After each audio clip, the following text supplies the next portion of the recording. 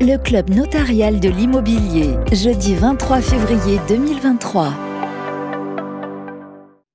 Bonjour à toutes et à tous, bienvenue aux notaires, bienvenue aux architectes, bienvenue aux professionnels de l'immobilier, bienvenue à vous qui nous regardez. Vous êtes bien dans le club notarial immobilier qui a pour thème aujourd'hui construire et réhabiliter, comment organiser la ville de demain. Sujet que nous allons aborder avec notre invité, notre expert, Augustin Faucheur, secrétaire général adjoint de l'Ordre des architectes d'Île-de-France. Bonjour Augustin. Bonjour. Ravi de vous recevoir. Nous allons voir ensemble donc qu'est-ce que la ville de demain, est-elle déjà construite, que devons-nous faire pour la rendre durable, pour que le bâti de demain s'adapte, on en parle beaucoup, au changement climatique. Est-ce qu'il faut construire davantage, est-ce qu'il faut réhabiliter, peut-être les deux, des thèmes importants, passionnants que nous allons donc aborder dans ce club notarial immobilier.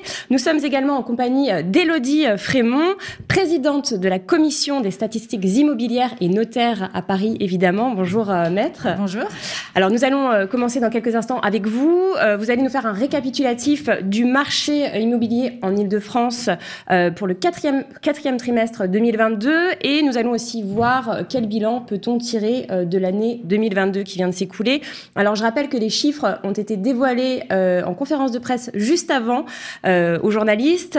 On peut dire que c'est une année en deux temps. Il y a eu le premier semestre très dynamique, dans la même lignée que 2021, et puis un ralentissement à partir du troisième trimestre, vous allez nous expliquer ça dans quelques instants, ralentissement qui est toujours d'actualité et qui devrait perdurer en 2023.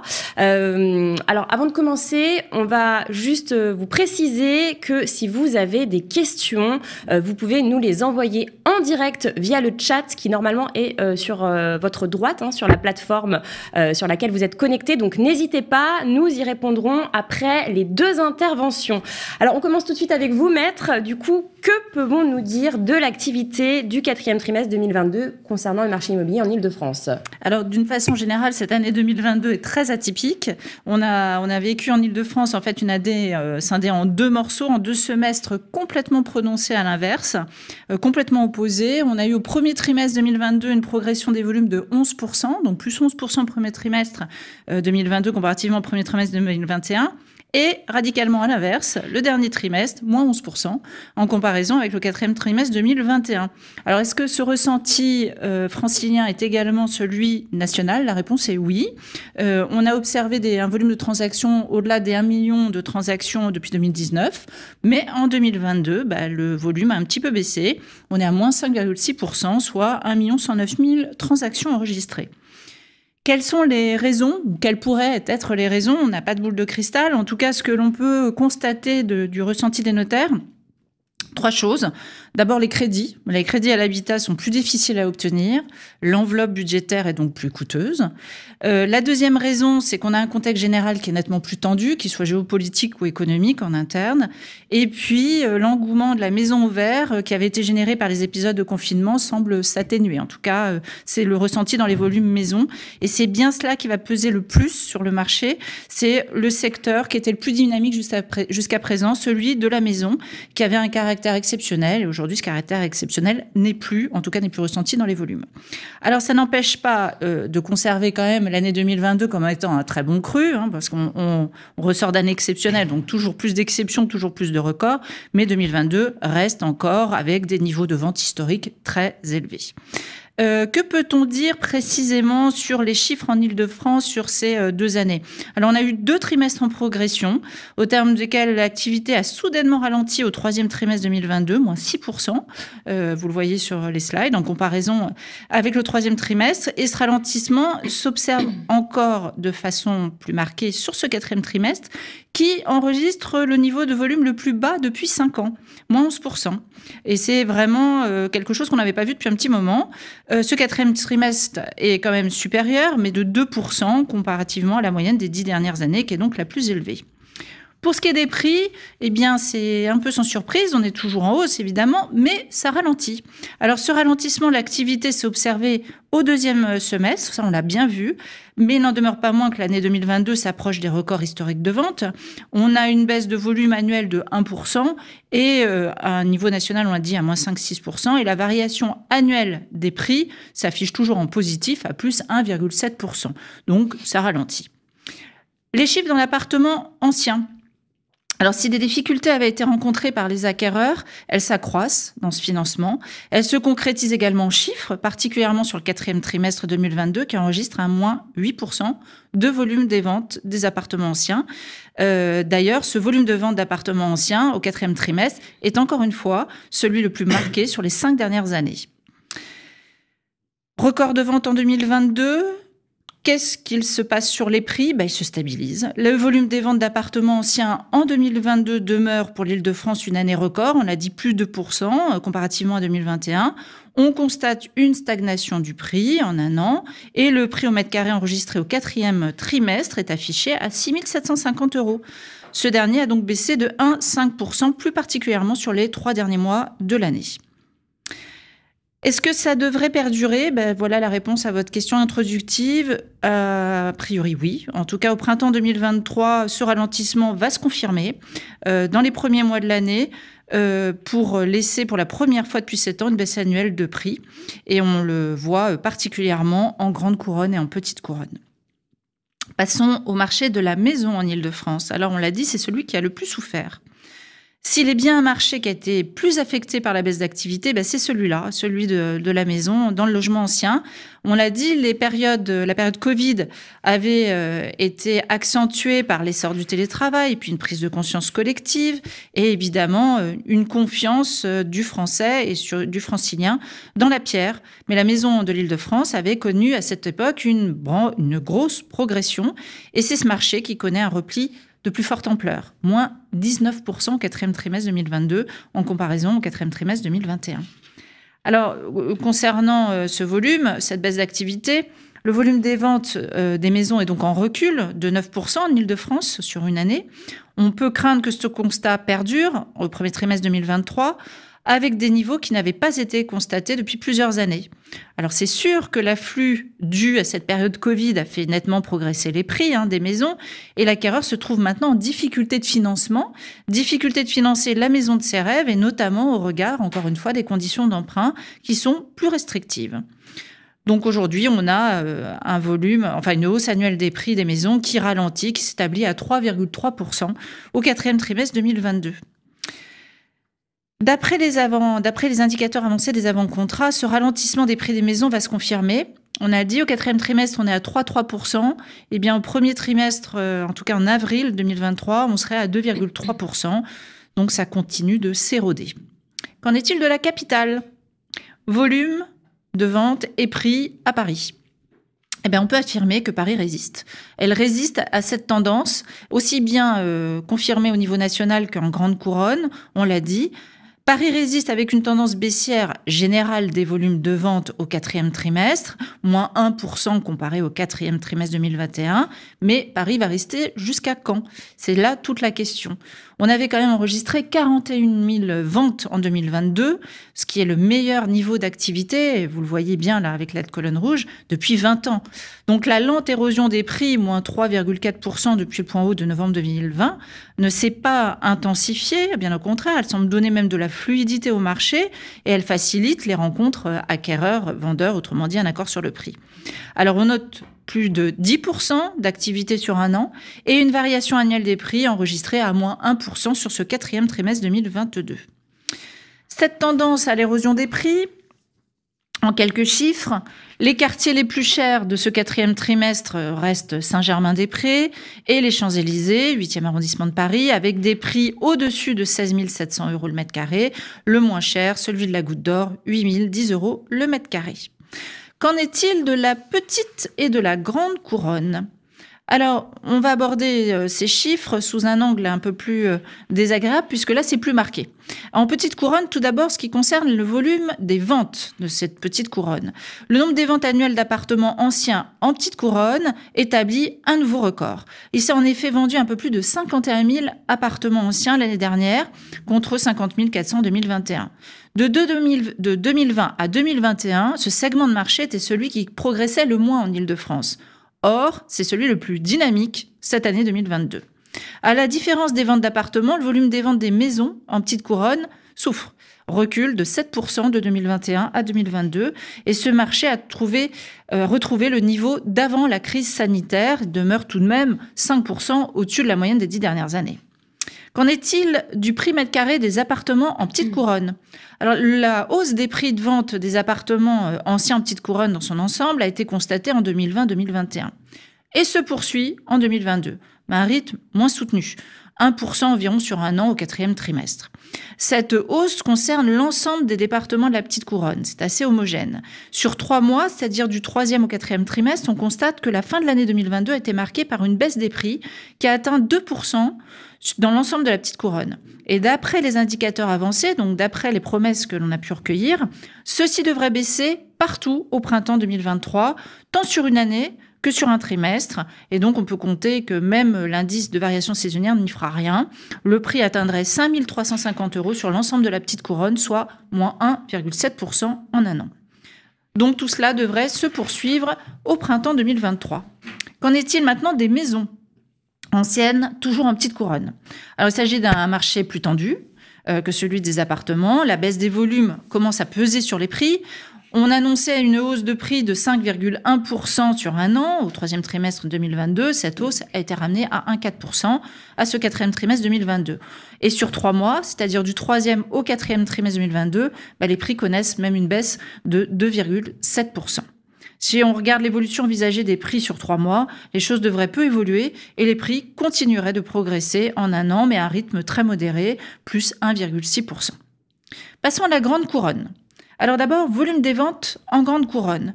Pour les appartements, on constate que sur l'ensemble de la grande couronne et à la différence des appartements en petite couronne, les volumes des ventes sont en baisse sur une année.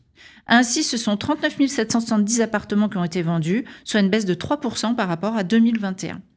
Les variations sur un an sont relativement homogènes, moins 5%, 0% selon les départements. Mais malgré ces baisses, les volumes de vente sont encore 27% au-dessus de la moyenne des 10 dernières années, donc ce qui est quand même une année record. Pour les maisons, la tendance ici est beaucoup plus prononcée. Le recul est beaucoup plus sensible que pour les appartements et encore plus qu'en petite couronne. Ce sont 41 210 maisons qui ont été vendues en 2022, soit une baisse de 10% par rapport à 2021. Et malgré cette baisse, et comme pour les appartements dans une moindre mesure, les volumes demeurent nettement supérieurs à ceux constatés dans les 10 dernières années, plus 12% sur l'ensemble de la grande couronne. Qu'en est-il des prix des appartements toujours en grande couronne ? Les prix des appartements anciens en grande couronne voient progresser, voient une progression de 3,9% en un an. Comme vous pouvez le constater, ces hausses de prix sont très homogènes sur l'ensemble des 4 départements. Et comme pour les appartements en petite couronne, mais dans une moindre mesure, les prix sont en baisse sur 3 mois. Et d'après des indicateurs avancés, donc d'après les avant-contrats, les prix des appartements anciens seraient stables en avril 2023, avec une variation de plus 0,1% sur l'ensemble des grandes couronnes. La variation annuelle des prix connaîtrait donc, pour les appartements en grande couronne, un net ralentissement. Qu'en est-il de la maison ? Du prix de la maison en grande couronne. Alors le marché de la maison ancienne en grande couronne est celui qui a connu au cours de l'année 2022 la hausse de prix la plus importante. Alors qu'on l'a vu, c'est aussi le marché qui connaît la plus grosse baisse de volume. La hausse des prix a atteint en effet 4,2% sur un an sur l'ensemble de la grande couronne. À y regarder de plus près, on s'aperçoit que la baisse des volumes et donc de la demande commence à peser sur les prix. C'est ainsi que si les prix augmentent sur un an, ils diminuent de 1,1% sur les 3 mois entre le T3 et le T4 2022. Si l'on tient compte des variations saisonnières, les prix ont stagné au cours du 4e trimestre, plus 0,3%. Et à la différence du marché des maisons en petite couronne, où là, on le rappelle, ils ont baissé de 1,6%. Si l'on regarde les prévisions sur 2023, sur la grande couronne, la hausse des prix devrait ralentir pour s'afficher à plus 2,6% en un an en avril 2023. Donc en tout état de cause, la grande couronne voit une baisse de volume de l'ensemble des logements, mais pour 2022 sans impact sur les prix. Que puis-je dire en conclusion? C'est que, évidemment, on a un ralentissement, on a une petite érosion, on a un début d'année qui s'était inscrit encore toujours très fort, mais le 4e trimestre 2022 voit ce ralentissement en volume plus prononcé sur la Grande Couronne, pas sur Paris. On espère quand même que la mise à jour désormais mensuelle du taux d'usure va pouvoir impacter le volume de financement, parce que c'est là le nerf de la guerre et ce qui stimule le marché de l'immobilier. Ce que nous avons tous ressenti, c'est que l'accès au crédit était nettement plus difficile, que les dossiers de crédit étaient parfois pas instruits, voire pas du tout regardés, parce que le banquier décidait qu'il n'y avait plus d'enveloppe budgétaire pour solliciter de crédit. Donc, sans crédit, ça va être compliqué de faire une relance du marché. Je pense. Et malgré le fort sentiment du francilien pour un attachement à la pierre, que ce soit un utilisateur ou un investisseur, voilà, on reste quand même très, très attaché. Donc, on a quand même le moral, nous les notaires, en se disant il va se passer quelque chose avant la fin du premier semestre 2023. Oui, je crois que c'est ça qu'il faut garder en tête, c'est vraiment le côté positif de tout ça, c'est que les Français, vous l'avez dit, ont un attrait particulier pour la pierre, hein, que ce soit pour devenir propriétaires de leur résidence principale ou pour faire un investissement locatif, par exemple. C'est vrai qu'ils sont très attachés à la valeur, à la pierre refuge. Merci beaucoup, Élodie Frémont. Je rappelle que vous pouvez poser vos questions sur le chat en direct. On y répondra à la fin du club notarial après l'intervention d'Augustin Faucheur. N'hésitez pas donc à nous les envoyer. C'est le moment de donner... Si vous me permettez, je voulais juste terminer sur justement l'impact budgétaire et notamment sur le fait qu'on s'est permis d'illustrer notre ressenti, nous notaires, par deux petits focus qui peuvent peut-être vous intéresser concernant l'impact financier sur un budget X. Alors, on a pris l'appartement et ensuite la maison. Et encore une fois, la maison, évidemment, est nettement plus impactée. Mais vous qui nous regardez, je pense que ça peut vous intéresser pour votre porte-monnaie ou pour la surface que vous allez acheter. L'appartement de vos rêves en janvier 2022 était d'une surface approximative de 65 mètres carrés. Et pour cela, vous empruntiez sur 20 ans, en général à 100% d'ailleurs. Vous n'aviez pas besoin de faire d'apport particulier, avec une mensualité qui dépassait les 2 000 €, enfin proche des 2 000 €. Or, en avril 2023, vous avez le choix, soit vous payez plus, soit vous achetez moins. Sur l'appartement, vous allez payer 14% de plus en mensualité, 276 € par mois, soit vous réduisez la surface et la voilure, et dans ce cas-là, vous perdez une pièce. Vous allez réduire votre surface de près de 8 mètres carrés. L'impact est beaucoup plus embêtant sur la maison. La maison que vous achetiez en janvier, elle faisait 100 mètres carrés. Demain, cette maison, si vous l'achetez avec le même effort de financement ou sans surplus d'effort de financement, eh bien, sa surface va être réduite de près de 16 mètres carrés, 15 mètres carrés, 85. Et là, pour le coup, l'effort financier pour la même surface va augmenter de 18%. Donc, vous avez le choix. Soit vous demandez à votre banquier préféré de vous aider plus, soit vous allez demander à votre famille de vous aider plus. Dernière chose que je voulais indiquer, qui est peut-être un problème plus parisien, enfin une question plus parisienne, c'était le deuxième focus qu'on en avait envisagé, c'était sur l'impact des nationalités qui avaient investi sur Paris. Et on l'a dit, et je le redis, on l'a dit en conférence de presse, les Américains, plus que personne, les étrangers non résidents ont beaucoup investi au début de ce trimestre 2022. Oui, avec le dollar plus fort, je le rappelle. Exactement. Donc ça leur a permis de forcément... Absolument, donc avoir un pouvoir d'achat plus impactant. Ils étaient 9,5% des acquéreurs d'appartements à Paris. Ils représentaient 23% de cette population acquéreur. Et forcément, avec des facilités, comme vous l'avez dit, de trésorerie qui étaient plus attractives, on négocie pas le prix. Et donc, du coup, ça se vend plus cher. On achète cash, forcément. C'est plus facile. Et c'est grâce, on peut le dire aussi, à ces étrangers que Paris résiste aussi. Hein, oui, vous avez raison. Notamment dans les beaux quartiers, vous en avez parlé tout à l'heure, le 7e, le 6e, d'où voilà, les prix qui se maintiennent. Alors, on a une question sur le chat. Depuis quand le marché immobilier augmente à Paris depuis 20 ans ? Point d'interrogation. Honnêtement, les moments difficiles, on peut le dire, ça a été 2008. Donc, voilà. La fameuse crise qu'on a connue. C'est-à-dire, d'ailleurs, c'était pas propre à l'immobilier. Ça a impacté un peu tous les secteurs. Mais ce que l'on peut noter, c'est que la progression est moins importante là. C'est cette année, ça c'est sûr. Elle s'érode, comme on l'a dit. On avait des progressions qui sont allées quelquefois jusqu'à 2 chiffres. Enfin, on a vraiment flirté avec les plus 8%, plus 9%, etc. Là, on n'est plus dans ces ordres d'idées. Là, on est sur un ralentissement, une érosion du prix. Est-ce qu'on peut dire qu'on entre dans un nouveau cycle, selon vous ? Je suis pas sûre. Je pense que on stabilise, comme vous le dites. Le francilien est très attaché à la pierre, que ce soit en investissement ou en utilisateur. Et je pense que c'est pas mon voisin qui va me contredire. Donc du coup, qu'elle soit valeur refuge ou qu'elle soit sa résidence principale, ça peut être aussi un coffre-fort. Je suis pas sûre qu'il y ait un nouveau cycle. En revanche, il y a une nouvelle façon d'aborder son logement. Mais ça, c'est le sujet d'aujourd'hui.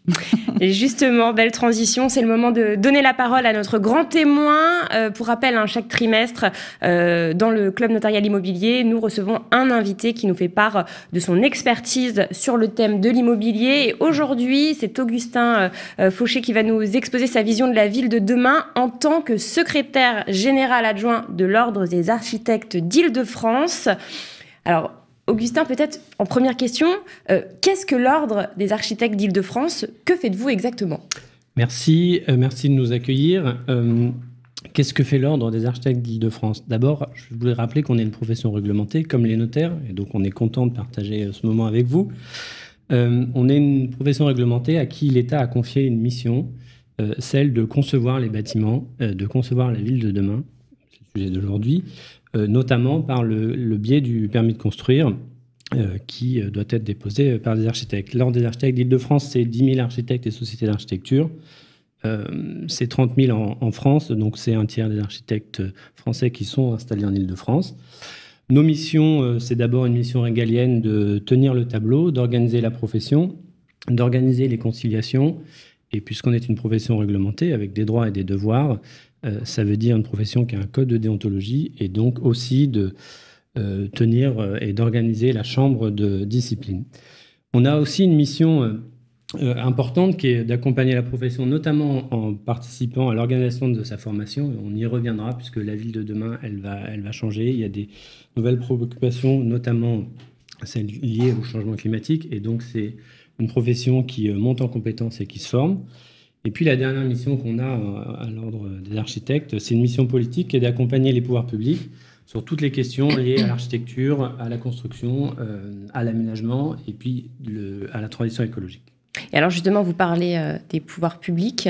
Dans le cadre du débat public qui a été ouvert lors des élections présidentielles et législatives, vous avez dévoilé, alors quand je dis vous, c'est l'Ordre des architectes, a dévoilé un plaidoyer qui a établi un diagnostic et qui a proposé, avancé 16 propositions autour de 5 enjeux. Alors, que pouvez-vous nous dire sur déjà ces enjeux et puis les propositions ? Donc, en effet, l'année dernière, on a publié ce document que vous pourrez retrouver sur le site de l'Ordre des architectes, architecte.org, qui est donc un plaidoyer habitat, ville, territoire, l'architecture comme solution, autour de 5 enjeux.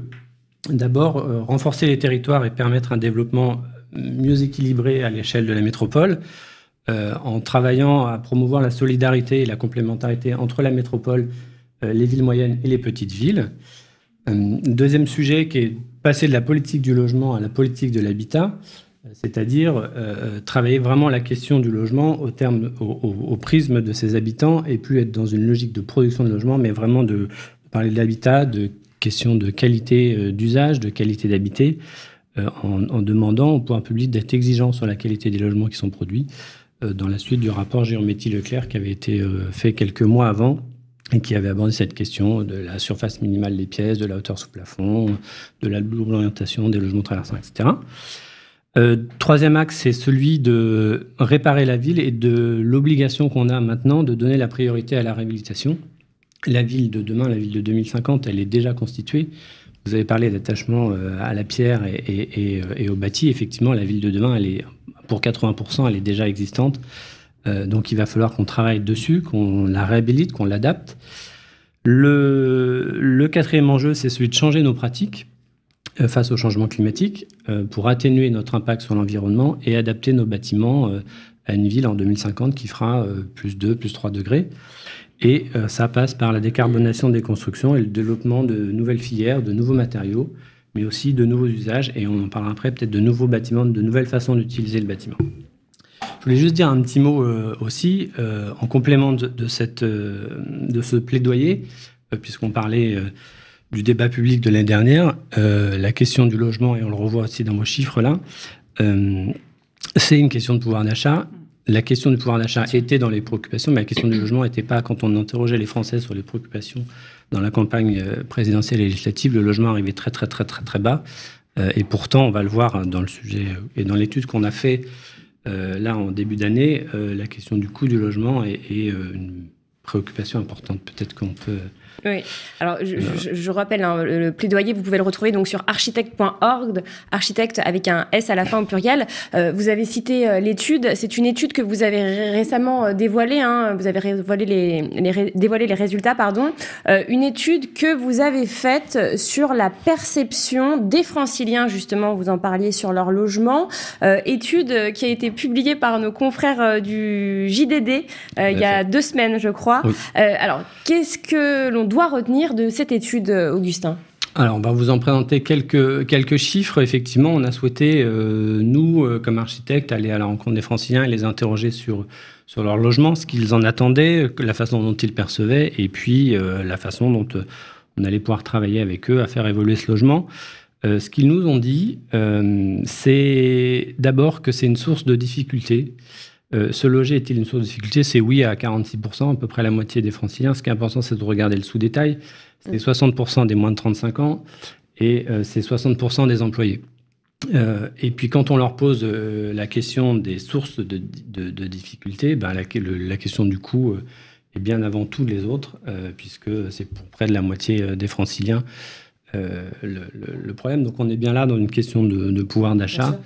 Et vous en avez parlé un peu aussi tout à l'heure, de relation entre ce qu'on peut et la surface. On va le voir sur la slide d'après. Quelles sont leurs attentes par rapport au logement ? C'est de l'augmenter la surface. On voit bien qu'il y a une relation entre le coût et la surface. Ce qu'ils nous ont dit, c'est qu'ils étaient satisfaits à 85% de leur logement. On peut considérer que c'est un bon chiffre. En fait, c'est une question qui est compliquée parce que en parlant après, en décryptant l'étude, on se rend compte que c'est aussi compliqué de dire qu'on n'est pas bien logé ou qu'on est insatisfait de son logement. Donc c'est un chiffre qui, assez naturellement, et on le voit dans d'autres études qui ont été faites par d'autres organismes, est souvent assez fort. Quand on les interroge sur ce qu'ils attendent et ce qu'ils amélioreraient, en fait, ils ont plein de choses qu'ils amélioreraient. Donc peut-être que cette question de la satisfaction, c'est pas si évident. C'est pas si évident. Et donc les attentes, elles sont beaucoup liées à la question du confort, à la question de la taille, à la question de la pièce en plus. Alors, il y a la pièce en plus pour le télétravail, mais il y a aussi la pièce en plus pour loger un enfant. Surtout en Île-de-France, la question de la surpopulation dans les logements. Et donc, voilà, on a beaucoup parlé de cette question de la pièce pour le bureau. Il y a aussi la pièce pour que chaque enfant ait sa chambre, et ça, c'est important. On voit arriver la question de l'isolation du logement, de l'attention au réchauffement climatique, donc qui est aussi une préoccupation. La question de l'extérieur est importante aussi. Est-ce que c'est lié aux besoins et aux désirs de maison qui a l'air de s'éroder ? Et on va y revenir aussi juste après. Voilà. En tout cas, des attentes quand même, des satisfactions, mais des attentes assez fortes. Et qui évoluent, je peux me permettre aussi, qui ont évolué avec la crise sanitaire. Et puis là, avec ce qui s'est passé, la crise énergétique, on voit que les attentes évoluent aussi en fonction de ce qui se passe tout à fait. En France et à l'international. Alors, il me semble qu'on l'avait remis ici, mais ce qui est important dans cette question de la satisfaction, c'est qu'on leur a aussi posé la question de savoir s'ils étaient prêts, et on a posé la question qu'aux Franciliens de la première couronne, s'ils étaient prêts à déménager en deuxième couronne. Et la réponse est que 60% des Franciliens de la petite couronne sont attachés à rester en petite couronne, avec un attachement à la ville et à son intensité. La proximité avec les services, les proximités avec les équipements de santé, la proximité avec l'emploi et puis la proximité avec la relation familiale ou le cadre social.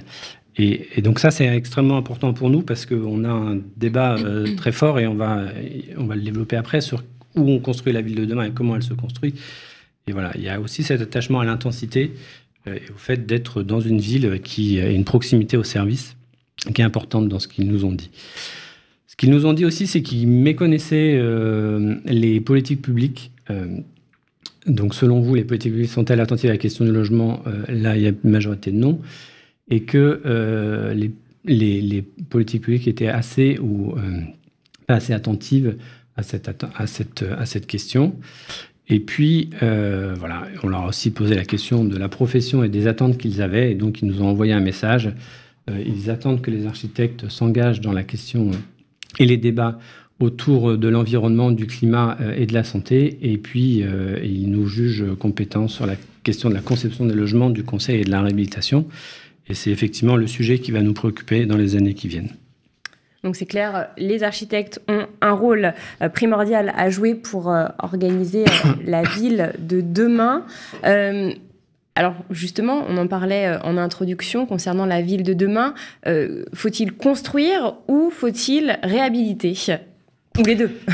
Alors d'abord, on est face à une double obligation. D'abord loger, ou plutôt habiter. On a dit qu'il fallait passer d'une politique du logement à une politique de l'habitat. Je voudrais redonner quelques chiffres. Les chiffres de la Fondation Abbé Pierre qui sur le mal logement et qui indiquent un besoin de logement de plus de 400 000 logements. Aussi des évolutions démographiques, en tout cas les projections qu'on en a sur l'Île-de-France, la France ou la population mondiale. Donc d'abord, il y a cette obligation de devoir continuer à loger et à loger bien les franciliens et les Français. Et puis la deuxième obligation, c'est de faire face au changement climatique. 2050, on l'a dit, c'est une ville à plus 2, plus 3 degrés. Donc comment on va vivre dans cette ville face aux risques? Pour ça, on va travailler sur plusieurs axes. D'abord, l'obligation dans ce qu'on produit et de ce qu'on produit désormais d'atténuer notre impact sur le climat. Et deuxièmement, sur tout le patrimoine et toutes les bâtis et les logements qui existent, de devoir les adapter. Atténuer notre impact sur le climat, ça veut dire viser la sobriété énergétique de nos bâtiments, de nos villes. On a aujourd'hui un outil pour les constructions neuves qui est celui de la RE 2020. Peut-être qu'il va falloir qu'on accélère sur les seuils, qu'on vise dès maintenant le seuil 2025 et très rapidement le seuil 2028. Ça veut dire encourager la production publique et privée d'énergie renouvelable. Ça veut dire mutualiser les infrastructures d'énergie à l'échelle de la ville, mais peut-être aussi à l'échelle de l'îlot, raisonner plus seulement maison par maison ou copropriété par copropriété sur des petites parcelles très fractionnées, mais imaginer peut-être des solutions qui pourraient se développer dans Paris ou proche couronne à l'échelle de l'îlot. Et puis, c'est encourager la récupération de toutes les sources de chaleur, ce qu'on appelle les chaleurs fatales. Les parcs, par exemple, les parcs informatiques qui produisent de l'énergie et de la chaleur, comment on va pouvoir imaginer une ville qui, demain, récupère toute cette énergie qui est dispersée, dispensée, les eaux grises, voilà. Ça, c'est pour la partie atténuer notre impact sur l'environnement. Pour la partie adapter, ça veut dire développer une culture du risque. Alors, en Île-de-France, on a 3 risques majeurs. Celui que tout le monde identifie, c'est la canicule, les îlots de chaleur urbains. Et donc cette ville dans laquelle on suffoque pour l'instant au mois de juillet, mais très rapidement du mois de juin au mois de septembre. Mais ce n'est pas le seul risque en Île-de-France, puisqu'on a parlé première et deuxième couronne. Il y a aussi, avec la sécheresse, les risques d'aggravation des retraits et gonflements des argiles qui vont fragiliser des bâtiments. Et donc on va vers des maisons notamment qui vont se retrouver avec des très grosses fragilités. Et puis en Île-de-France, on a aussi un risque d'inondation. Avec la présence de la Seine et de la Marne, on a quand même tout un territoire de l'Île-de-France qui est soumis de temps en temps, mais peut-être plus régulièrement, à des inondations. Donc comment cette ville et comment l'Île-de-France va pouvoir s'adapter à ces 3 risques? Eh bien, ça passe par une meilleure connaissance de nos territoires, une meilleure connaissance de notre parc bâti et un renforcement des études amont. Alors, il y en a une que tout le monde connaît, c'est le DPE, qui est aujourd'hui obligatoire dans les actes de vente. Le diagnostic de performance énergétique. Alors, on va éviter les sigles, effectivement. Le diagnostic de performance énergétique. Il va falloir qu'on travaille sérieusement sur la qualité de ces DPE, et notamment en rentrant la question du volet confort d'été dedans. Mais ce n'est pas le seul outil qui existe. Il y a les diagnostics techniques globales pour les copropriétés, qui aujourd'hui n'est pas une obligation, qui est une obligation dans certaines conditions. Pour les grosses propriétés, en chauffage collectif, il va falloir qu'on le généralise et que ça devienne un élément à disposition des acquéreurs qui, arrivant en zone copropriété, soient en pleine connaissance des enjeux et et des travaux qui les attendent et du comportement du bâtiment. Et puis le dernier outil qui existe et qu'il faut qu'on renforce, c'est le plan pluriannuel de travaux, pareil, qui est aujourd'hui, dont le vote est obligatoire, mais le plan lui-même ne l'est pas. Et donc il faut qu'on aille vers un renforcement de la mise en place de ces outils et que ces outils soient confiés à des professionnels compétents, formés, impartiaux et indépendants. Et voilà, on pense que les architectes sont là pour porter ces études. Ce n'est pas les seuls, mais en tout cas, cette question de la compétence, de la montée en qualité de ces études, de l'information des habitants, des propriétaires ou des copropriétaires, et de l'impartialité et de l'indépendance de ces études, elle est extrêmement importante. Alors, on parle de la ville de demain, vous l'avez dit, la ville de 2050, c'est avant tout les habitants d'aujourd'hui. Elle est construite déjà à 80%, en fait, cette ville de demain. Donc, ce sont des bâtiments existants. Les attentes sont surtout, vous l'avez dit, en termes de surface et de confort, encore plus, j'ai envie de dire, depuis les confinements, puisqu'on a passé du temps chez soi. Comment on fait pour réhabiliter ces bâtiments déjà existants? Quelles sont les solutions pour réhabiliter ces logements du Grand Paris? Alors, les solutions techniques, on les a. On en a beaucoup. La question aujourd'hui, c'est celle des études amont, on en a un petit peu parlé avant, et donc de la bonne solution au bon endroit. Et donc, ça nécessite de pouvoir consacrer un peu de temps aux études préalables. On a aussi la nécessité de faire monter en compétences et en disponibilité les entreprises. Je pense qu'aujourd'hui, on va vers une difficulté qui va être celle de la disponibilité des artisans, des matières, pour pouvoir réhabiliter ces bâtiments. Mais au-delà de la question de la réhabilitation des bâtiments, il y a aussi tout un travail qui peut être fait sur la vacance des bâtiments. Il faut qu'on vise le zéro bâti vacant, c'est-à-dire aller chercher dans le territoire du Grand Paris tous les bâtiments, toutes les surfaces qui ne sont pas occupées. Il y en a beaucoup, des surfaces non occupées. Il y en a beaucoup. Alors, elles sont pour plusieurs raisons. D'abord, les résidences secondaires. C'est un sujet, l'occupation partielle. Il y a des bâtis et des bâtiments qui sont extrêmement dégradés et qui nécessitent d'être réhabilités très profondément. Et puis, il y a des bâtiments vides qui sont en attente de mutation ou de transformation ou de changement d'usage.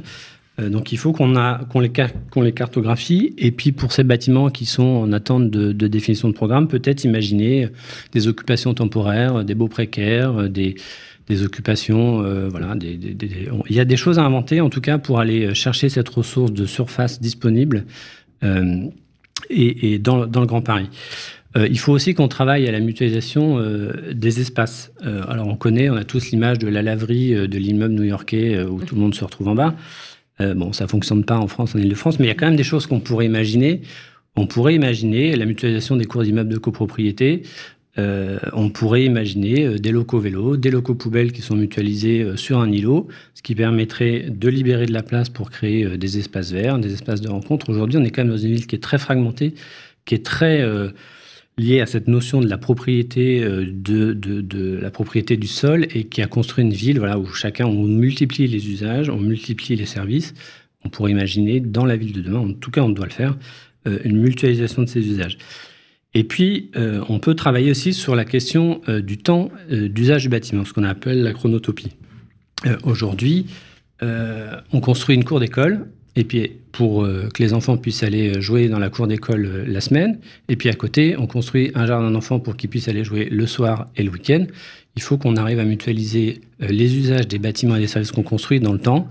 Ça se fait en Suisse, ça se fait au Danemark. Les cours d'école, elles sont ouvertes le soir pour le jardin d'enfants, elles sont ouvertes le week-end. En France, on n'a pas ce type de dispositif, il faut qu'on arrive à les imaginer. On peut imaginer que le gymnase du collège et du lycée, qui sert quand le collège et le lycée est ouvert, ils servent le soir, plus à des associations sportives qui servent le week-end. Voilà, il y a beaucoup de choses comme ça qui sont à imaginer, de mutualisation des usages dans le temps. Et puis, si on va plus loin, il faut qu'on imagine des hybridations des usages, même dans l'espace, dans la même journée. Un lieu peut avoir deux fonctions. Alors là, c'est plus compliqué. Il va falloir qu'on soit tous imaginatifs, nous, sur les programmes, et puis les propriétaires, les occupants aussi, sur la disponibilité de leur surface. Mais voilà, pourquoi pas imaginer un lieu qui fasse salle de sport le matin et lieu festif le soir, ou ce genre de choses qui puissent se transformer dans la journée. En tout cas, en travaillant sur cette question-là, on va pouvoir libérer, trouver de la surface disponible pour vraiment occuper et intensifier cette ville.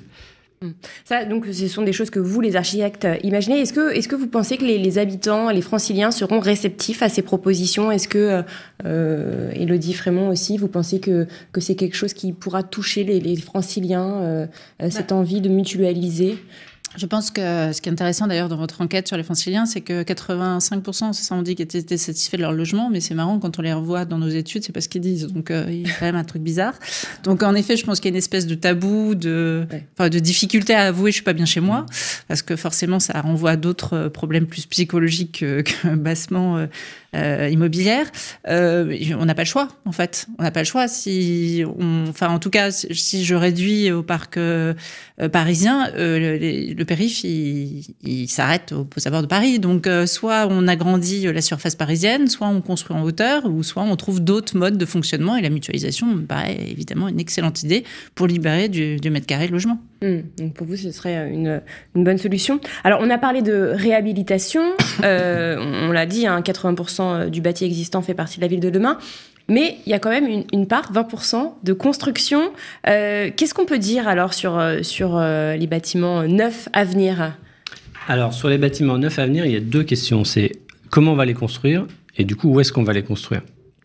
Comment on va les construire? Ce qu'on a développé dans ce plaidoyer, c'est la notion d'architecture des circuits courts. C'est-à-dire développer des filières locales de production de matériaux de construction où on va aller les chercher sur le territoire. Il faut savoir que le territoire francilien, en dehors de la densité de la métropole de Grand Paris et de la deuxième couronne, est quand même une terre de production agricole dans laquelle on va trouver du chanvre, du bois, de la paille et donc tous les matériaux avec lesquels on va construire demain. Donc il faut qu'on travaille à la structuration de la filière. On a monté d'ailleurs avec les filières que je viens de citer et la Chambre d'agriculture d'Île-de-France un comité de liaison des matériaux biosourcés pour porter cette question-là d'organisation d'une filière francilienne de production de matériaux qui seraient disponibles pour la construction demain, y compris pour la réhabilitation, en tout cas pour les isolants, ils pourraient aussi être utilisés. C'est développer les écomatériaux, les biosourcés, on a parlé, mais aussi les géosourcés. Donc, il y a un travail sur le réemploi des terres du Grand Paris. Il y a un travail à faire sur le réemploi des matériaux issus de la déconstruction ou de la rénovation des bâtiments. Donc, c'est-à-dire qu'on prend les matériaux quand on fait changer l'usage d'un bâtiment, quand on le réhabilite, quand on le remet à neuf, on récupère les matériaux et on les réemploie. Et il y a plein de solutions. Ça peut être pour des équipements. Est-ce qu'on a nécessité de changer tous les lavabos, toutes les cuvettes des toilettes d'un immeuble de bureau quand on le rénove? C'est pas sûr. On peut réemployer des matériaux de revêtement. Voilà. Donc pour ça, il faut qu'on arrive à identifier les ressources qui sont disponibles quand les immeubles transforment. Et puis, il faut qu'on mette en place des lieux de stockage, des lieux d'échange de la matière.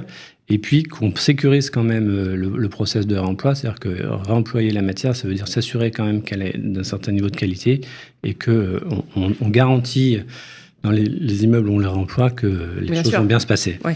Voilà, donc ça, c'est quand même mieux. Comment on va construire avec toute cette ressource et où on va construire.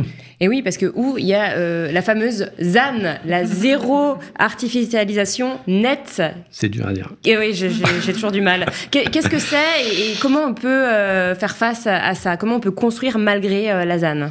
Alors, c'est pas construire malgré la ZAN, c'est construire avec la ZAN. Avec la ZAN, oui, parce que je rappelle que c'est quand même pour la planète, pour conserver la biodiversité et que c'est important.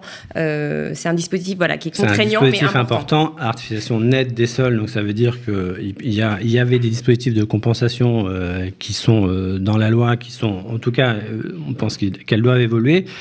Mais il y a plein d'endroits encore où on peut construire qui sont pas des terres agricoles ou des terres vierges. Il y a la question de la réhabilitation des friches. À Paris, il y a encore à Paris et en Grande Couronne. Paris Grande Couronne, il y a encore des friches industrielles, il y a encore des industries qui mutent, il y a encore des friches de la SNCF, il y a encore des terrains, alors qui sont des terrains compliqués, et peut-être que c'est une discussion qu'on peut avoir avec les notaires, qui sont des terrains pollués, qui sont des terrains avec des immeubles à déconstruire, qui sont des immeubles amiantés, donc qui représentent des coûts de foncier important, ce qui a poussé Dans les années précédentes où les terrains étaient abondants, à les construire à côté de la friche qu'il fallait dépolluer, désamianter. Mais aujourd'hui, on n'a plus le choix. Donc aujourd'hui, on va la dépolluer, on va la désamianter. On a des solutions pour travailler sur ces terrains-là. Et ça, c'est une obligation. C'est aussi se reconquérir les centres-villes de la même façon qu'on a dit, il faut cartographier les ressources disponibles, les matériaux biosourcés, les matériaux géosourcés, les matériaux employés. Il faut qu'on cartographie tous les centres-villes, tous les lieux qui ne sont pas habités, toutes les dents creuses, pour pouvoir ou construire ou créer des espaces verts. Il y a un énorme champ devant nous qui est celui de la surélévation. Aujourd'hui, le centre de Paris est une ville dense, mais dès que vous passez le périphérique assez vite derrière, on est dans un cœur d'agglomération qui est beaucoup moins dense. On peut imaginer, par exemple, des bonus de constructibilité, donc pouvoir monter un immeuble plus en hauteur si on conserve une partie. Et puis, il y a la question de la rénovation des tissus pavillonnaires. Comment le pavillon va pouvoir muter. Et là-dessus, on est assez prévenant. C'est-à-dire qu'aujourd'hui, on voit dans la première et deuxième couronne parisienne la mutation de ces pavillons un peu parcelle par parcelle au gré des opportunités de mutation foncière, ce qu'on appelle la densification du diffus, où un propriétaire qui a un pavillon va vendre sa parcelle ou 2 parcelles à un promoteur qui va faire pousser tout d'un coup un immeuble. On pense que dans le cadre de ce tissu pavillonnaire, il faut que les pouvoirs publics et les maires arrivent à avoir des études globales à l'échelle de l'îlot ou à l'échelle du quartier, où sur cet îlot pavillonnaire, on va avoir une stratégie vraiment de où est-ce que je densifie, où est-ce que je crée un îlot, où est-ce que je crée un espace vert, où est-ce que je crée un équipement, et passer d'une organisation de la ville globale plutôt que d'être une mutation un peu à l'îlot au gré des opportunités. Et puis, où est-ce qu'on va construire ? Le dernier champ, c'est la réversibilité des bâtiments. C'est-à-dire qu'on va construire peut-être aujourd'hui un bâtiment qui aura un usage, et dans 25 ans, imaginez qu'il puisse changer d'usage. Donc, plutôt que d'éviter de devoir le démolir dans 25 ans, je construis un immeuble de bureau aujourd'hui. Il a une épaisseur raisonnable, il a une trame qui demain permettra d'en faire du logement. Je construis un immeuble d'activité aujourd'hui. J'imagine que demain, il puisse devenir un immeuble de bureau, mais peut-être que c'est les 4 premiers niveaux qui deviennent du logement, et puis, qui restent du bureau, et puis les 4 étages du dessus qui deviennent du logement. En tout cas, voilà, il y a plein d'opportunités d'aller imaginer des programmes, des changements d'usage dans les bâtiments. En tout cas, c'est un vrai défi, une vraie richesse. Et ça, c'est très intéressant ce que vous dites, parce qu'on l'a vu avec le télétravail. Après le Covid, tout le monde a voulu quitter Paris, se mettre en télétravail. Et puis là, on se rend compte que, pas que chez Elon Musk, mais dans les entreprises, le télétravail, c'est pas toujours évident. Il faut quand même revenir au bureau. Donc, c'est vrai que c'est intéressant de voir qu'on peut moduler, en quelque sorte, les bâtiments, comme vous le dites. Et c'est vrai que ça pourrait aussi être une solution. Alors, je rappelle que vous pouvez poser vos questions sur le chat à droite à Augustin Faucheur, donc le secrétaire général adjoint de l'Ordre des architectes d'Île-de-France, et également à Élodie Frémont. Donc, en conclusion, Augustin, la ville de demain, c'est 2050, mais c'est maintenant que ça se prépare. Exactement. La ville de demain, on connaît le temps de la construction de la ville et de la mutation de la ville, il est long. Et donc, la ville de 2050, elle se prépare maintenant. Donc, voilà, les axes qu'on a donnés d'atténuation, d'adaptation des bâtiments, il faut les préparer dès maintenant. La construction d'une filière, la montée en compétences des architectes, des bureaux d'études, des entreprises, ça prend du temps. Et donc, il faut, la ville de 2050, y travailler maintenant. Sur les Jeux Olympiques 2024, on nous avait mis énormément d'ambition sur la construction bois. Le compte n'y est pas complètement. On a bien vu que monter une filière de construction bois, ça prend du temps. Et donc, voilà, cette Et ça, on ne l'avait pas prévu en amont ? On l'avait peut-être pas suffisamment anticipé. Mais former des architectes, former des bureaux d'études, former des artisans, monter des entreprises, ça prend du temps. Voilà. Et donc, il faut le faire maintenant. Il faut le faire maintenant vite, pour que 2050, c'est jamais que dans 25 ans. En fait, c'est quand même un temps qui peut paraître long je vois la finesse avec laquelle vous travaillez vos chiffres au trimestre, 25 ans, c'est très très long. Oui. Mais en réalité, pour un bâtiment, c'est rien du tout. Et est-ce que les consciences sont éveillées ? Est-ce que vous, les architectes, vous l'êtes, est-ce que les franciliens, parce que comme vous le disiez, il y a un peu une méconnaissance aussi des... Alors, ce qu'a montré l'étude, c'est qu'il y a une méconnaissance, ou en tout cas une connaissance partielle auprès des Franciliens des actions des pouvoirs publics, des aides notamment auxquelles ils peuvent avoir le droit, de MaPrimeRénov et de France Rénov, qui est un système qui vient d'évoluer en plus, qui est un peu complexe à mettre en jeu. Pour autant, dans les attentes, quand on a fait la question sur la satisfaction et les attentes qu'ils avaient, on ne vous a pas montré tous les résultats, mais il y avait quand même des attentes très fortes sur cette question de la rénovation énergétique de leur logement, de la rénovation de la ville, du besoin d'espaces verts. Et donc, je pense que oui, les consciences des Franciliens est là. Maintenant, la question du passage à l'acte, elle est beaucoup plus complexe. Et on peut en parler notamment dans les copropriétés. Comment on va réussir à faire basculer cette envie de rénover son logement, de rénover sa copropriété à un acte vraiment inscrit. Ça va être le challenge, il est là, et pour nous, et pour les syndics, pour les conseils syndicaux, et pour les notaires. Et c'est vrai que les syndics le disent, c'est pas évident de faire voter des travaux de rénovation quand il y a des copropriétés à 100, 200 copropriétaires, c'est très compliqué.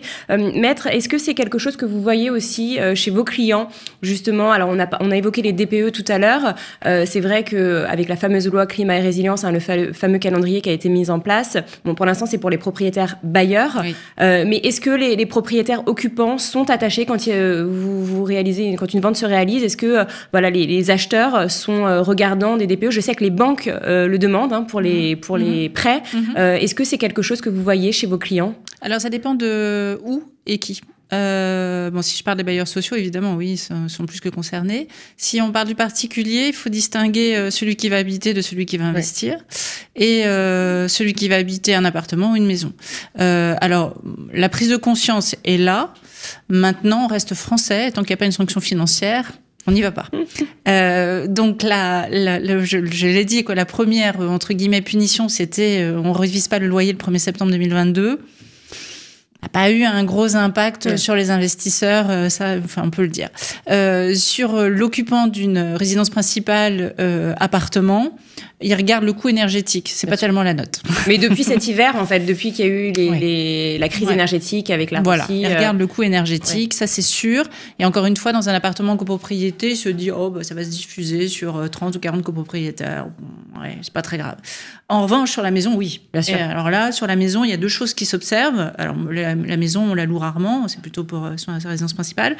Il y a deux choses qui s'observent, c'est que le vendeur s'auto-censure immédiatement, c'est-à-dire que s'il voit que son DPE a une étiquette énergivore en F ou G, il va pas demander un prix, il va raisonner son prix. Et il va s'auto-sanctionner. Ce qui veut dire que du coup, forcément, la maison va partir plus rapidement. Et l'acquéreur, de son côté, budgétise le coût travaux pour améliorer, mais le budgétise sans pour autant le réaliser. C'est ça le problème. D'accord, une fois la vente réalisée, c'est ça? Voilà, c'est-à-dire la peur du gendarme ne fait pas foi. C'est-à-dire qu'il se dit, je négocie le prix, ou je négocie pas d'ailleurs, parce que le vendeur l'a budgétisé, mais je paye moins cher parce que j'ai ma toiture à refaire, mais j'attends 5-10 ans, quoi. Et dans 5-10 ans, on verra ce qui se passera. Donc là, tout de suite, non. Je pense, encore une fois, que ce qui va vraiment avoir un impact, c'est quand vous pourrez plus louer. Là, si vous pouvez plus louer... Alors, ça a commencé avec les pires passoires thermiques, les pires jets, là, depuis le mois de janvier. Elles sont interdites à la location, mais après, c'est vrai que la prochaine étape, c'est 2025, avec l'ensemble des jets. C'est là, je pense que... C'est là que... Oui, je pense que là, c'est même plus une prise de conscience, on n'a pas le choix. Oui. Et ce qui s'est vu, moi, je vois d'un point de vue purement pratique, sur le plafonnement des loyers... la mairie de Paris, elle n'a pas le temps de mettre en œuvre des brigades pour aller vérifier si le plafonnement des loyers est appliqué. C'est de la dénonciation, que les choses soient très claires dans une large majorité des cas. Donc, il n'y a pas de contrôle. Il y en a, mais il y en a très peu. Oui, voilà. Ils passent pas le tour des copropriétés et puis il faut déjà leur ouvrir la porte. Ouais. Mais en tout cas, je pense que le locataire, lui, il va peut-être être un peu stimulé, oui. Et est-ce que vous avez vu plus de passoires thermiques vendues depuis cette loi, depuis la loi climat résilience? Et deuxième question, est-ce qu'il y a une décote sur les prix? Une décote sur les prix, Paris, Petite Couronne, non. Pas en fonction de la passoire. Grande Couronne, oui. Oui, d'accord. Notamment les maisons, ça oui. Oui, les maisons, il faut quand même le rappeler, c'est plus compliqué à chauffer aussi. Oui. On sait que là, le coût énergétique, on ne le mutualise pas. Donc, ouais. Non, si. Augustin, une question peut-être sur... vous avez évoqué tout à l'heure les logements vacants, alors qui peuvent être des bâtiments totalement abandonnés, entre guillemets, mais aussi des résidences secondaires. Comment on pourrait utiliser ces résidences secondaires? J'imagine que ceux qui en ont et qui nous regardent vont se tendre derrière leur écran, mais qu'est-ce qu'on pourrait imaginer? Je ne sais pas si les architectes ont une réponse spécifique sur cette question-là. C'est plutôt une question de... c'est une question de... D'abord, il y a alors, moi, avec toutes les réserves que j'ai sur cet opérateur-là, mais un opérateur qui a inventé un truc génial sur la résidence secondaire, qui est de la louer. Donc, aujourd'hui, certains nombre de résidences secondaires sont aussi louées en logement temporaire en Ile-de-France. Mais alors, parce que je crois que c'est des locations saisonnières, de courte durée, et du coup, c'est pas forcément, c'est pas vraiment une réponse à ce manque de logement. Non, mais il y a un certain nombre de résidences secondaires dans Paris et Première Couronne. Il faut, je pense, collectivement se poser la question quand on a un manque de logement, de qu'est-ce qu'on fait, qu'est-ce qu'on accepte. J'ai pas une réponse d'architecte là. On pourrait avoir une réponse de citoyen et un avis personnel. Moi, ça m'interroge aussi quand même.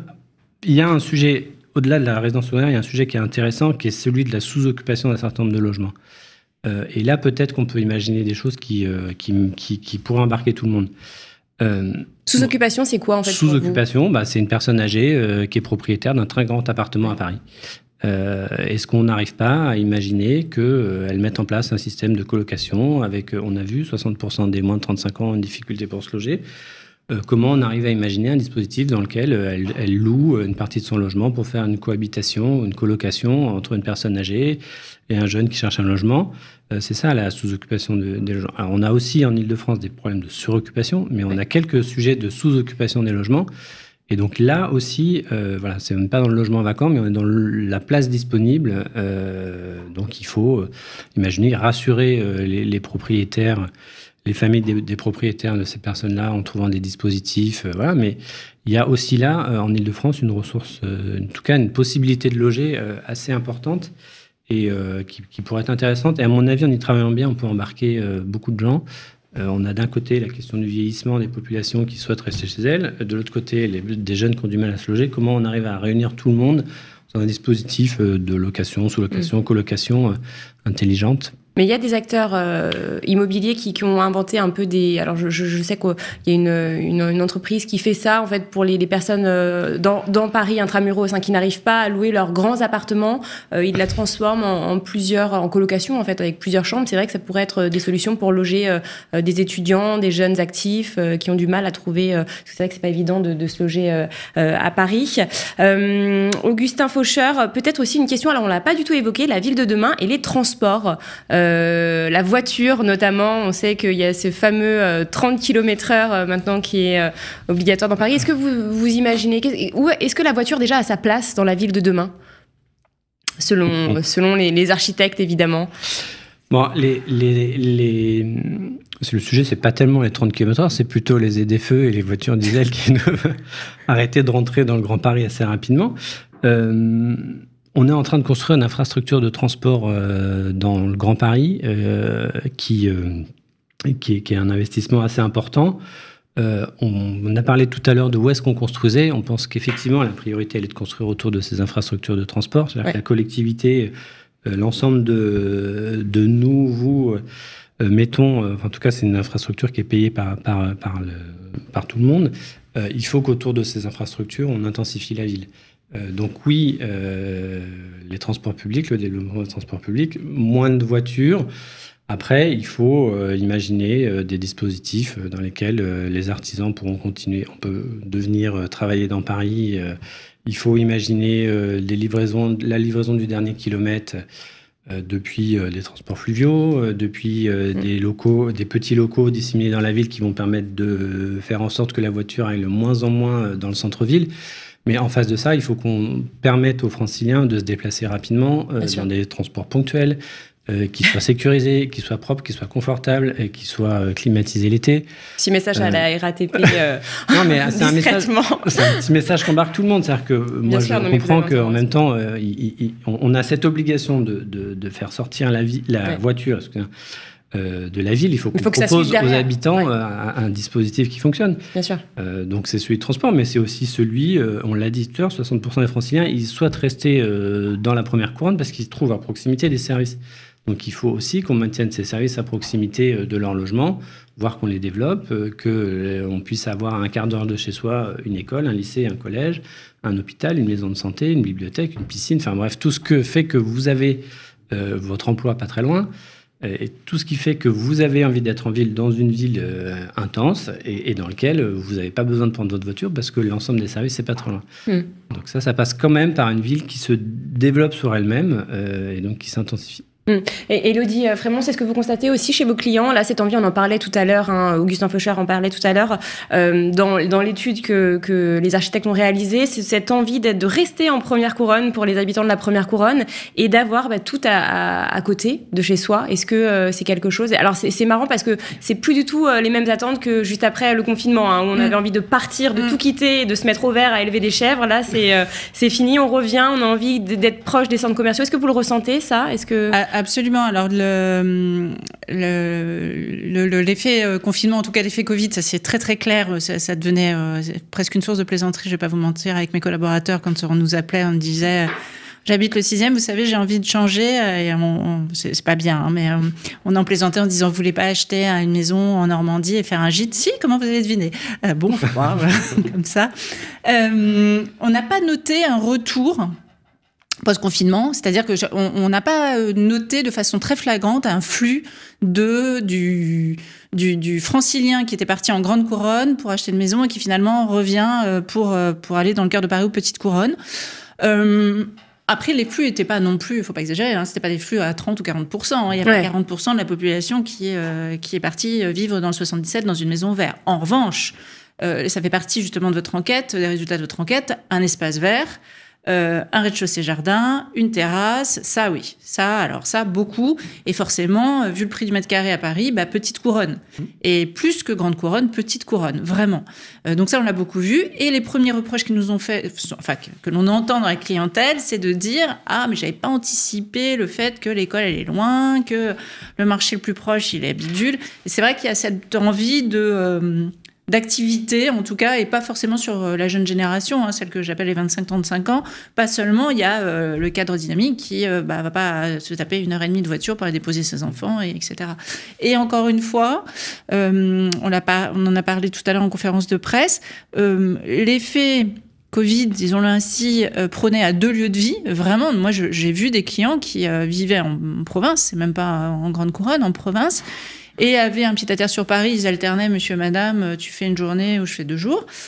Je trouve que les entreprises appellent à revenir de plus en plus sur le travail. Oui, ça, Et ça, on le sent. Et forcément, ça commence à coincer dans le porte-monnaie et dans l'organisation quotidienne qui est quand même plus compliquée à gérer. Parce que je le rappelle, l'essence a augmenté. Donc ça, c'était pas, ça rentrait pas dans le, c'était pas prévu, ça rentrait pas dans les calculs il y a 2 ans. Autre question peut-être. Alors sur le chat, apparemment, les auditeurs trouvent cela très intéressant. Augustin, Élodie, débat enrichissant et prometteur. Petite question peut-être sur les habitants qui fuient la capitale. On en a parlé récemment avec des chiffres qui sont tombés. En 10 ans, Paris a perdu 120 000 habitants, quasiment 10 000 habitants par an. Comment vous l'expliquez, peut-être Élodie, Augustin, et qu'est-ce qu'on peut faire? Est-ce que c'est bien, pas bien? C'est la contre-enquête d'Augustin, le pauvre. C'est le mal-être à Paris.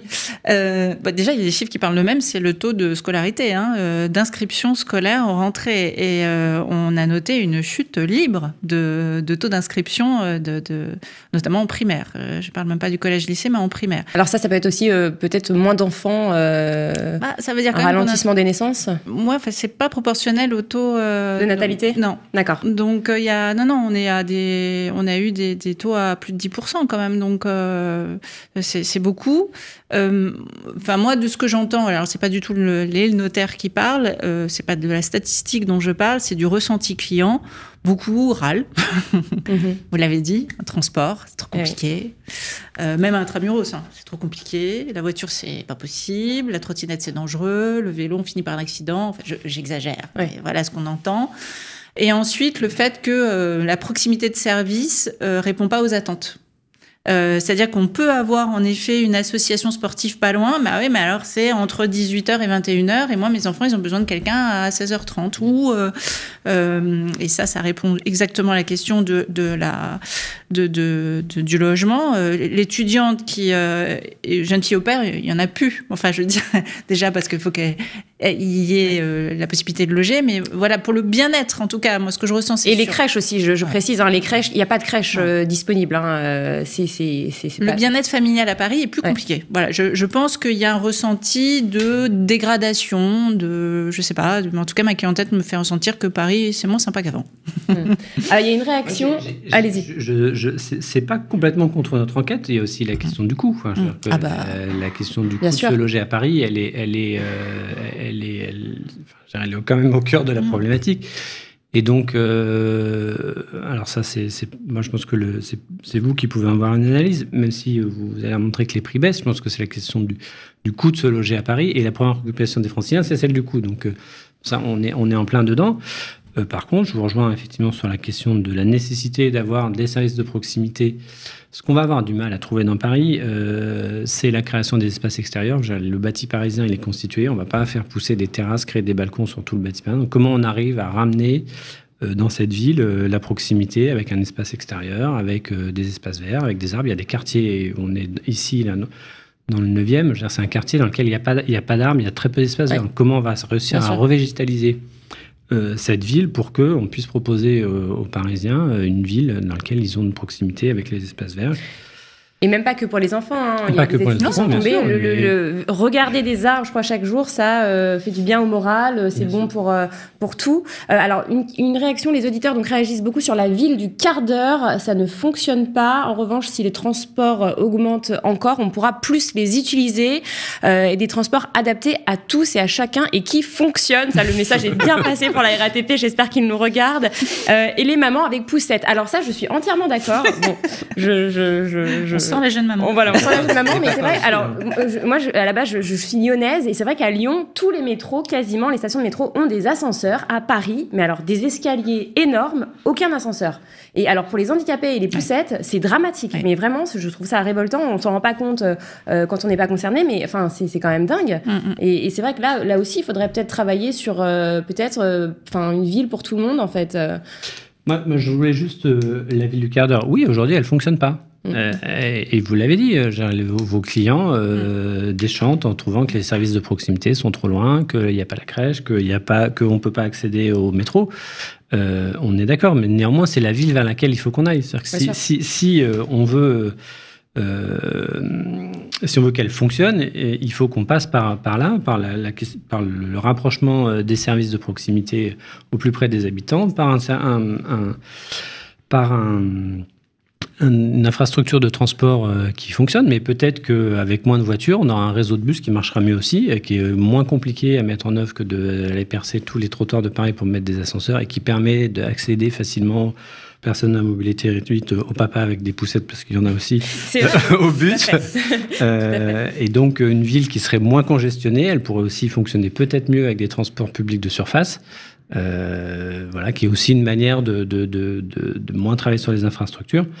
Voilà. Donc, moi, je rejoins ce qui est dit. Ça ne fonctionne pas, mais c'est ce vers quoi il faut qu'on aille pour que la ville de 2050, elle soit vivable. Et est-ce que c'est... Alors, Anne Hidalgo, la maire de Paris, l'a fait, par exemple, rue de Rivoli. Est-ce qu'il faut réduire les rues, les espaces pour les voitures? Et vous qui nous regardez, est-ce que vous êtes pour aussi ça? Est-ce que c'est quelque chose qu'il faut continuer à faire réduire les rues. C'est très politique ce que vous demandez. C'est très politique, mais ça en fait partie de la ville de demain. C'est vrai qu'on se pose la question quand on discute avec les habitants de Paris et puis Petite Couronne et Grande Couronne aussi. Est-ce qu'il faut réduire les axes pour les voitures ? C'est assez politique. Non, mais il ne faut pas le regarder sous le sens. Est-ce que ce qui a été fait rue de Rivoli, c'est bien, pas bien? Ce qui est sûr, c'est qu'il faut, il faut aller vers une ville dans laquelle il faut plus d'espace vert, plus d'arbres, plus de végétalisation, et donc il faut trouver la place pour le faire. Notamment sur l'espace public, c'est une des solutions. Aujourd'hui, la rue de Rivoli, ça ne s'est pas accompagné d'une plantation, d'une allée d'arbres. C'est peut-être dommage. Ils viennent de refaire toute la rue Lafayette avec une piste cyclable double sens. Ils ont réduit la voie de circulation. Il n'y a pas un arbre qui a été planté. Et puis, il n'y a pas trop de vélos qui circulent sur la piste cyclable. Enfin, il y en a quelques-uns, mais bon. Bon, voilà. Mais ça va venir. Il faut aussi que les habitants s'approprient. C'est pas enlever la voiture pour enlever la voiture, c'est enlever la voiture pour proposer d'autres choses aux habitants, pour proposer une autre qualité de vie. Et donc, il faut, voilà, on l'a dit aussi tout à l'heure, la ville, elle se transforme avec un temps qui est assez long. Faire pousser des arbres, ça prend du temps. Il faut retrouver de la place, il faut les laisser pousser. Mais on ne peut pas vouloir aller vers une ville plus accueillante et en même temps continuer de réserver la plus grosse part de l'espace public à un véhicule dans lequel il y a une personne. Ça, c'est un avis assez personnel. Donc oui, je pense, mais en même temps, on le redit, il faut en alternative proposer des moyens de transport efficaces, efficients aux Parisiens, des solutions pour l'approvisionnement des commerces, pour l'approvisionnement des services, etc. Et on en parle beaucoup aussi, c'est un sujet qui préoccupe les habitants de Paris et de l'Île-de-France, c'est les bornes électriques, les recharges, parce que beaucoup font pas, sautent sur les véhicules électriques. Est-ce que c'est quelque chose aussi à prendre en considération, en mettre peut-être un peu plus est-ce que c'est possible? Pareil, je ne sais pas si les architectes ont un avis. Est-ce que ça fait partie quand il y a des nouvelles constructions? Non, aujourd'hui, ça fait partie des obligations dans les nouvelles constructions et quand on réalise des parkings et des stationnements, on a l'obligation de prévoir de quoi installer des bornes ou voire d'installer des bornes. Donc oui, aujourd'hui, c'est une préoccupation. Donc ça, c'est une obligation. Hein. Oui. Donc ça, c'est pour la partie des immeubles neufs. La question, c'est sur le bâti existant.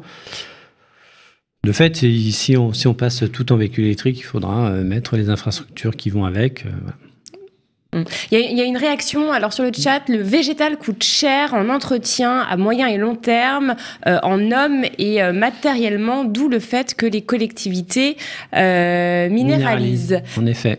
Est-ce que vous rejoignez ce commentaire? Non, mais je rejoins effectivement. De Pierre.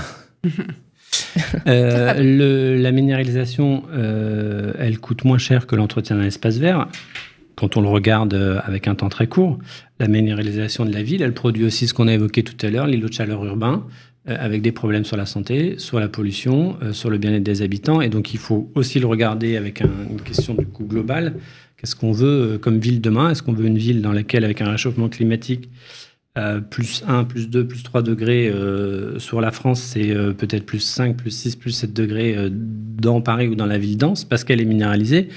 Donc peut-être que dans une vision à très court terme, oui, ça coûte plus cher d'avoir végétalisé un espace plutôt que de le laisser minéraliser. À très long terme, c'est un très très très mauvais calcul. Oui. Et alors, juste, moi, il y a une question qui me vient à l'esprit, c'est que tout à l'heure, vous évoquiez le risque de sécheresse. Or, quand on met des arbres, il faut les arroser. Est-ce que ça augmente le risque de sécheresse? C'est plus un risque. Hein. D'ailleurs, la sécheresse, il y a un problème, discours du gouvernement hier sur une alerte et sur des restrictions d'eau qui devraient arriver au mois de mars. Donc, on est en plein dedans. Mais du coup, comment conjuguer on imagine il faut qu'on travaille avec les paysagistes sur le choix des essences, qu'elles soient à la fois locales et franciliennes. Et en même temps, on sait aujourd'hui travailler. Le bassin méditerranéen, qui a un climat sec, il est aussi végétalisé. Il y a des essences d'arbres qui poussent mieux dans un climat plus sec, moins arrosé. Donc, il faut choisir les bonnes essences. Travailler avec les paysagistes sur la conception de ces jardins, de ces espaces verts, le choix des arbres. Mais les arbres aussi savent pousser avec très peu d'eau. C'est vrai. Il y a heureusement des solutions. Eh bien, je crois qu'il n'y a plus de questions. Merci beaucoup, Augustin Faucheur. Je rappelle que vous êtes secrétaire général adjoint de l'Ordre des architectes d'Île-de-France. Le site internet, donc, pour retrouver le plaidoyer, je crois qu'il y a l'enquête également sur le site. Alors, l'enquête, elle est sur le site de l'Ordre des architectes d'Île-de-France. Architecte avec un s-île-de-france.org et le plaidoyer sur le site de l'Ordre national, architecte, vous l'avez dit tout à l'heure, avec un s.org. Et merci Élodie Frémont. Merci. Je rappelle que vous êtes la présidente de la commission des statistiques immobilières et notaire à Paris.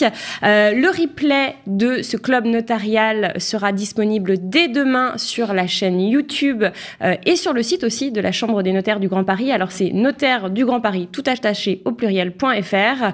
Vous retrouverez également tous les chiffres que vous nous avez dévoilés tout à l'heure, Élodie Frémont. Le prochain club notarial immobilier aura lieu le mardi 30 mai. Merci beaucoup d'avoir été présent et on vous dit à très bientôt. Le club notarial de l'immobilier, jeudi 23 février 2023.